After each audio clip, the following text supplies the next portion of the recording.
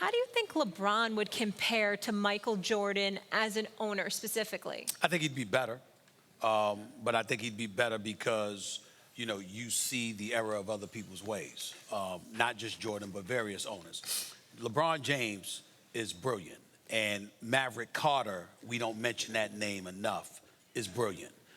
He's built the LeBron James brand. He's the power behind that throne that people don't realize. It's not Rich Paul.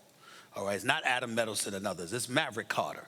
And so we have to understand that. And by the way, for those that don't know enough about Maverick Carter, do your homework on this brother. He could ball himself. And a lot of people don't realize that. So the man knows basketball. Having said all of that, I think that people look at it differently because we're addicted to comparing LeBron to Michael Jordan, and as far as I'm concerned, on the court, contrary to the belief of other people that I won't mention, there is no comparison. It's Jordan, and then there's everybody else.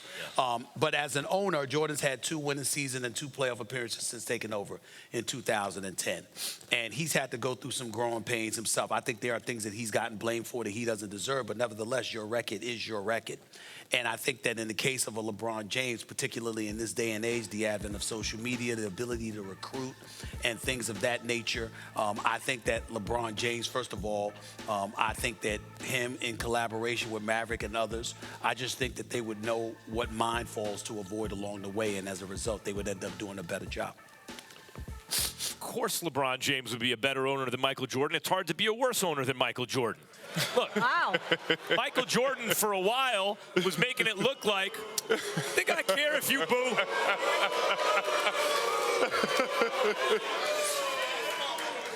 Michael Jordan for a while was looking like he was trying to be the Michael Jordan of bad owners. I mean, you know, let's be honest about this.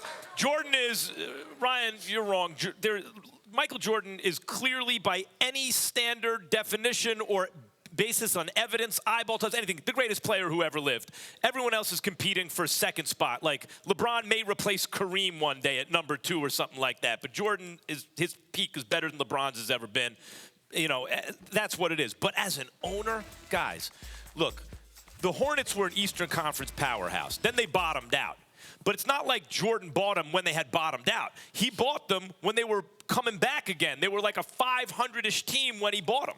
That's how it is. Like, you can look it up. Someone's shaking their head. No, yeah, you can look it up. It's on, like, Wikipedia. You know what I'm saying? Google it. It's not a reliable source. Yeah, well, okay. Go to Basketball, ESPN, wherever you want to go, you'll see. They were like a 500-ish team. And Jordan buys the team, and it's like, okay, what are you going to do with it? 9 seasons, 2 playoffs in a weak Eastern Conference. That's a very low standard. Now, this is a league, don't forget. You got 30 teams. 16 make the playoffs. You're better than 50-50 to make the playoffs just based on that. You make it 2 times in 9 years. I'm not saying Jordan can't ever become a great owner. He's so competitive, it wouldn't surprise me. But right now, so far, of course LeBron would be a better owner than that.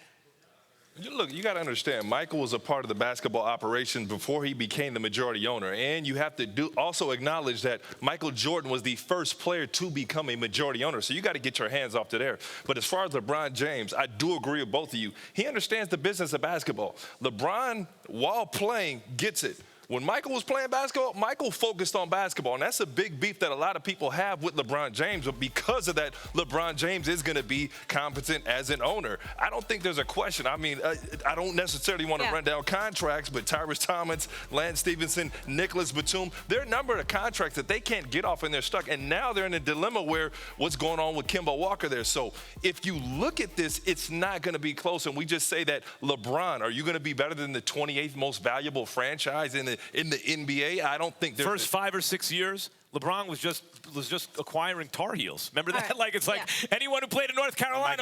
Listen, LeBron's obviously. Sorry, I meant Jordan. I said LeBron, I meant Jordan. Jordan was just like, if you played for North Carolina, come on, play in the pros. LeBron's obviously getting college stars to go to Clutch Sports. Stephen A., we just saw him obviously at the Duke game, and we see he got big threes, come to Miami, come to Cleveland. But my question is, if he is an owner, what franchise would you want to see him own? Well, here's the thing.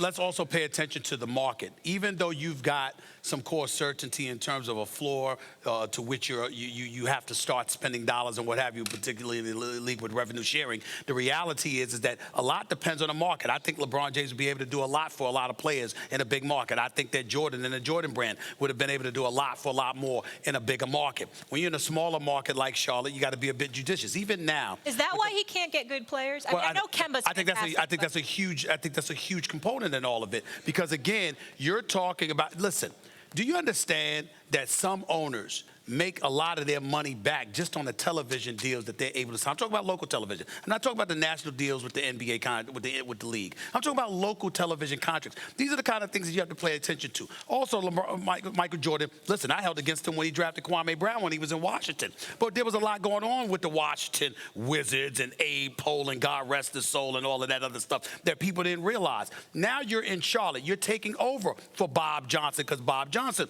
originally owned this franchise. You got to work. And then not only that, with the advent of social media and beyond, and the power that LeBron James has, LeBron James could afford to flex his muscle. Michael Jordan had to be a bit more diplomatic in certain respects. I'm saying all of those things influenced who you're going to pick as a coach, who you're going to get players, etc. I'm not talking about Jordan, the businessman. He's underrated that way. Like, does anyone realize that Jordan sneakers outsell LeBron's 10-1? He hasn't played in 20 years. They outsell LeBron 10. Like, Michael Jordan I'm not talking about Michael Jordan businessman. No. I'm talking about Michael Jordan NBA franchise owner, because the bottom line is fans in of any team in any city, they want to know, how is the team doing? James Dolan's Knicks are worth more. They're $4 billion than any team in basketball. But Knicks fans all know Dolan's a terrible owner because the Knicks always lose. So like 2 playoff appearances in 9 years, it could be worse. It's not a huge market. We understand, they weren't great when he bought the team, but it's not a good record, period. And then when you have Larry Brown and you've got Paul Silas and Steve Clifford is here for 5 years or whatever. So in other words, you're trying to find, these are the kind of things that are going to be held against Michael Jordan. But as a result, you got to also remember something. The people who are pioneers usually take the most hits.